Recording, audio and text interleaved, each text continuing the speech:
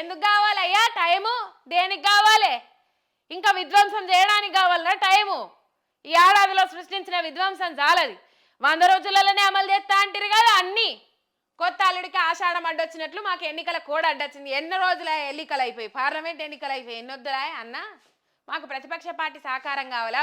సహకారం కావాలనుకుంటేనే ప్రశ్నిస్తే ఇట్లా కాదు ఇట్లా కాదు, ఇక ప్రభుత్వం లోపాలకి ఇక్కడ గీడు ఉన్నాయని చెప్పేసి ఎత్తి చూపినందుకు తీసుకుపోయి జైలు వేయబడితిరి. ఇంకా ప్రతిపక్ష తొలి విడతలో 4.5 లక్షల ఇండ్లు కడతాం, దళితులకు వారసత్వంగా భూములు రాలే, ఇందిరమ్మని దళితులు గిరిజనులకు భూములు ఇచ్చింది, ఇందిరమ్మ హౌసింగ్ యాప్ ప్రారంభంలో సీఎం అని చెప్పేసి. మరి ఇదేనడుకో ఇక ఈ యాప్ బీఆర్ఎస్ఏ నోటిఫికేషన్లు ఇచ్చింది, మేము ఎట్లా పెట్టి ఒప్పుకున్నారు?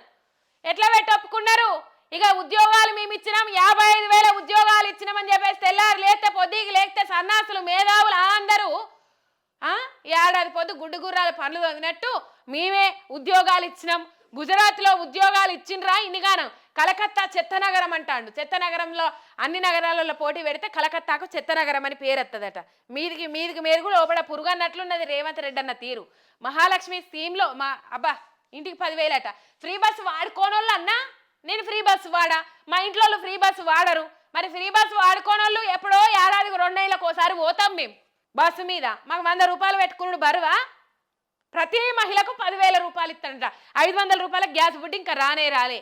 కరెంటు బిల్లులు ఇంకా మాఫే కాలే. చాలా మందికి 200 యూనిట్ల కరెంటు కరెంటు కాల్చేటోళ్లకు ఇక నెలకు 10,000 రూపాయలు ఇస్తాడట. 10,000 ఆదా ఇస్తాడట. మరి నాకేమో ఆదా అవుతలేవు, మా ఇంట్లో కూడా ఏమో ఆదా అవుతలేవు. మా అంటే 3 నెలలకు గ్యాస్ బుడ్డి వాడతారు. 3 నెలలు సామాన్య మధ్యతరగతి కుటుంబాలకైతే 3 నెలలు వస్తుంది ఒక గ్యాస్ బుడ్డి. మరి నాకైతే 3 నెలలు వస్తుంది. ఇంకెంతమందికి ఎవరికి వస్తుందో నాకు తెలియదు కానీ సరే అటు ఇటు 2 నెలలు వేసుకోండి. నెలకు 500, 3 నెలలకు 400 సబ్సిడీ. అవి కూడా వేస్తలేరట ఇంకా అకౌంట్లలో ఖాతాలల్లో. ఇక మరి యానంగా 10,000 ఇస్తాడో మన రేవంత్ అన్న మనకైతే తెలియదు. హైదరాబాద్లో డీజిల్ ఆటోలు తిరగొద్దట. మొత్తం మీద ఔటర్ రింగ్ రోడ్ అవతలకు పోయే తిరగాలన్నట డీజిల్ ఆటోలు. మరి గాడ ఔటర్ రింగ్ రోడ్ అవతల ఎవరెక్కుతారు ఏం కథ మనకు తెలియదు. ఇక జనావాసాలు ఉన్న జాగాలలో తిరగాలనుకుంటారు కానీ మరి పాపం వాళ్ళని ఆదుకున్న పాపాన పోతలేరు. అవి నడపద్దు అని చెప్పేసి ఇక్కడ వార్త కనబడతా ఉన్నది. ఇక రవాణా శాఖ సభలో సీఎం రేవంత్ రెడ్డి రవాణా శాఖ లోగోను ఆవిష్కరించిన సీఎం. ఆ లోగో వీడియో ఉన్నది కావచ్చు, ఒకసారి మీకు నేను చూపెడతా. 200 యూనిట్లు పేదవాళ్ళ ఇంటికి ఉచిత కరెంటు 200 యూనిట్లు ఇవ్వడంతో దాదాపు 700-800 రూపాయలు పేదవాళ్ళకు మిగులుతున్నాయి. అదే విధంగా 500 రూపాయల సిలిండర్. అందరు నవ్వుతారు ఏడత్తున్నాయి ఏం కథ అని.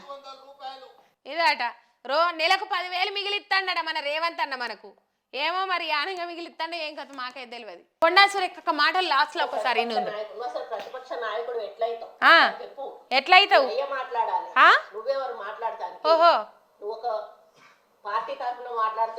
ప్రజల చేత ప్రజల కొరకు ప్రజాప్రతినిధిగా ఎన్నుకోబడ్డాడు. అది ప్రతిపక్ష పార్టీలోనే ఉన్నాడు కేటీఆర్. ప్రతిపక్ష నాయకుడు ఎందుకు కాదు? నోటి దూల పోదు, నోటి దురుసు పోదు అక్క. నీకు నోటికో దండం పెట్టాలి. ఆల్రెడీ నాగార్జున మొట్టికాయలు వేసినట్టు కోర్టులో కేసు వేయించినా కూడా ఇంకా ఈ నోటి దురుసు పోతలేదు, ఈ నోటి దూల పోతలేదు. మొత్తం మీద ఎప్పుడు ప్రజలలో నిలవాలని చూస్తారు ఇట్లా వివాదాస్పద వ్యాఖ్యలు చేసి.